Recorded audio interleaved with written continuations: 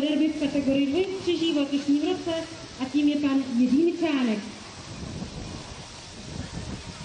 Jiří Mičánek s přísedícím Milanem Říhou a střežením Klesen Popelka Alery reprezentují stáj zámek Rudník paní Mileny Bajerové u Trutnova.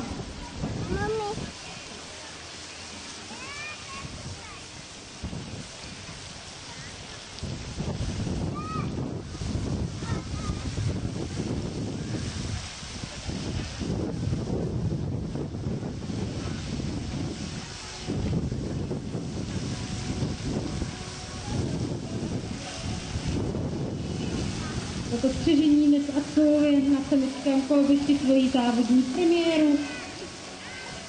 Pěkně se účastní tady to je docela dobrý místo, vidíme. skokových soutěží. Ale ve vozotarické soutěži je to dnes jejich premiéra. Jiří Mičánek dříve soutěžil v kategorii dvojstřeží pony se svým apojnickým střežením. V minulých 2 letech přesedlal na kořích velkých Klisen právě v majetku paní Mileny Bajerové. To je však na konci minulé sezóny odprodala a vyměnila za střežení těchto 2 Klisen vyššího vzrůstu.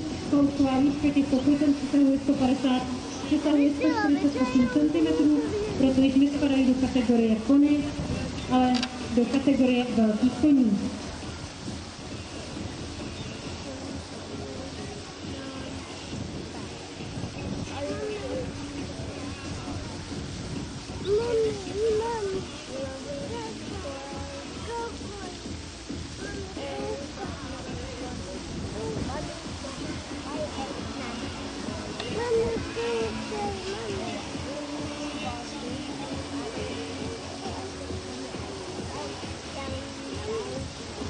První maratonovou překážkou si toto střežení poradilo velice dobře.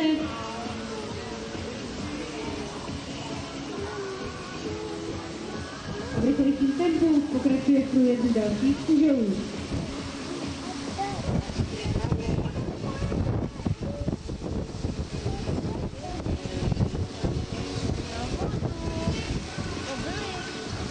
Stojili.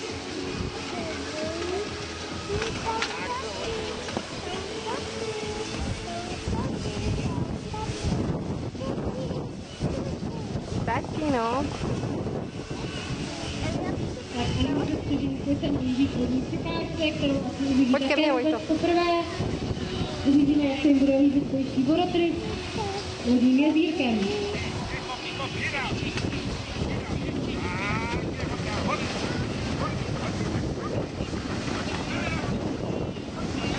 Skvělý.